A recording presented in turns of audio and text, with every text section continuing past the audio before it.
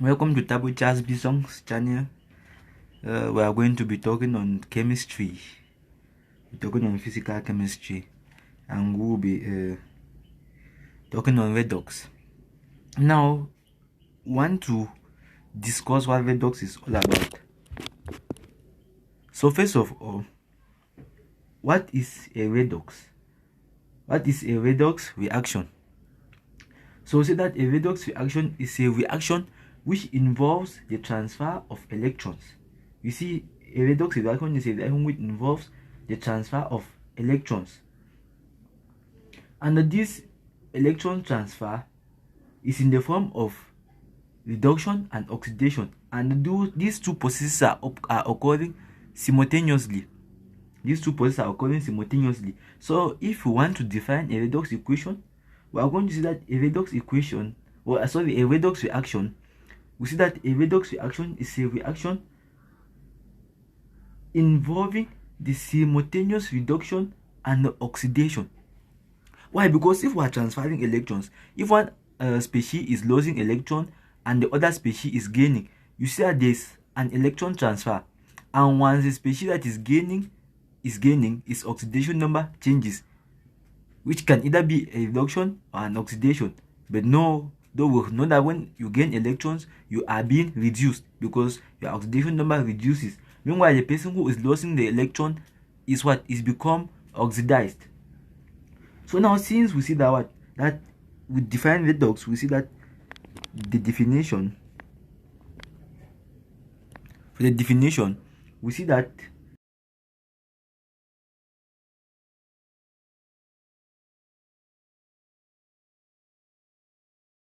oxidation simultaneously. Now, since we have defined redox and we have seen that there are three keywords in the definition. There is reduction, there is oxidation, and there is simultaneously. It means these two processes are occurring at the same time. Now, we have talked of reduction and oxidation, so it is better for us to discuss what oxidation and reduction is all about. And we see that there are so many definitions that characterizes reduction and oxidation. For example, we define reduction as the gain of hydrogen except for metals. We define reduction as the gain of hydrogen except for metals. That means that reduction will be the gain of hydrogen only for non-metals. That will be reduction, the gain of hydrogen only for non-metals. We see that reduction is the loss of oxygen except for fluorine. That reduction is the loss of oxygen except for fluorine. Then when we go to the other hand, we see that oxidation is the loss of hydrogen except for metals. That is for metal hydrides, because for example, you can have a metal hydride like sodium hydride, and when it dissociates, hydrogen is being lost. That should be an oxidation. That should be an oxidation. Then now we see that oxidation is also the gain of oxygen except for fluorine. When there is a gain of oxygen, there's an exception of fluorine. Now when you look at this definition, you see that they are very limited only to hydrogen and oxygen. According to what they are saying. For example, if you have a reaction in which let us say sodium is combining with chlorine, it means there is no possibility of an oxidation or a reduction taking place according to these definitions, since there is no hydrogen nor oxygen present in the situation. Now, but we see that there are some definitions that are being accepted in the generic sense.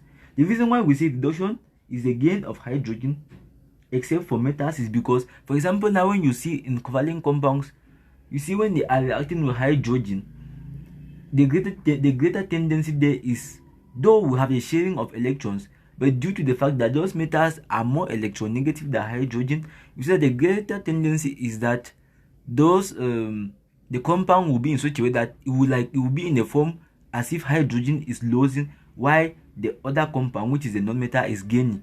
which leads to a reduction, because when you gain electrons, your oxidation number reduces. For example, you see that when you have a neutral atom, it has number of electrons are equal to number of protons. And now if that atom loses 1 electron, what do you see? You see that the number of protons will be +1 greater than the number of electrons, and this makes oxidation number increasing. You know that increasing means a positive sign. There is a plus in the oxidation number. Yeah, there is a plus. So you see that when an atom loses electrons, you see that atom is oxidized because the number of protons are greater than the number of electrons, and since the protons are positively charged, or the charge of the atom should be positive. And now when we look at it, we see that since all those processes of increase or a decrease in oxidation number is due to the fact that there is an electron lost or there is an electron gain, then we can be able to make a definition of oxidation and reduction with respect to electrons. With respect to the electrons, we can give a base definition of oxidation and reduction with respect to electrons rather than using hydrogen and the oxygen. Now we see that when, for example, that reduction is a gain of hydrogen except for metals, you see that when hydrogen is being gained, in that process it seems as if hydrogen is losing electrons while the other species is gaining the electrons. And when that species gains electrons, the number of electrons now in its atom will be more greater than the number of protons, and that makes it have a negative charge, and that is what makes the oxidation number reduces. So you see that we can be able to define reduction as the gain of electrons, and if we define reduction as the gain of electrons, therefore oxidation will be the loss of electrons. So we can be able to define reduction. We can be able to define reduction. That reduction, it is the gain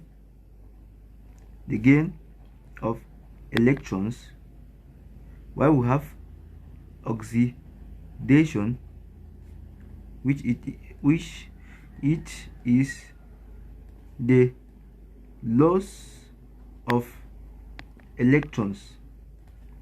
Now from the definition, we see that we are making mention to electrons, but it is not in the generic sense that for an oxidation or a reduction process there must be at least some 2 electrons lost or 2 electrons gained.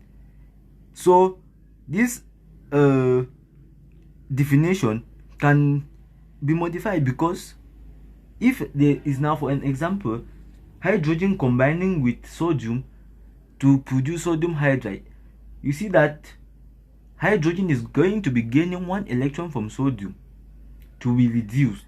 It's going to be gaining 1 electron from sodium, while sodium itself is going to be losing 1 electron. It means sodium will be oxidized while hydrogen will be reduced. So you see that it's only 1 electron involved and not many electrons. So this definition reduction, it is the gain of electrons or an electron. It should be the gain of electrons or an electron.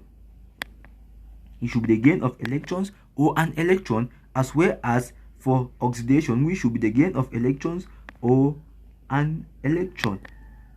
Why? Because in the case we can have 1 electron involved in the transfer, because there is only transfer of electrons and only 1 is given and 1 is receiving. It can be 1 electron transferred, it can be 2. When we say electrons, we start from 2 of them. They are ranging from 2 and above.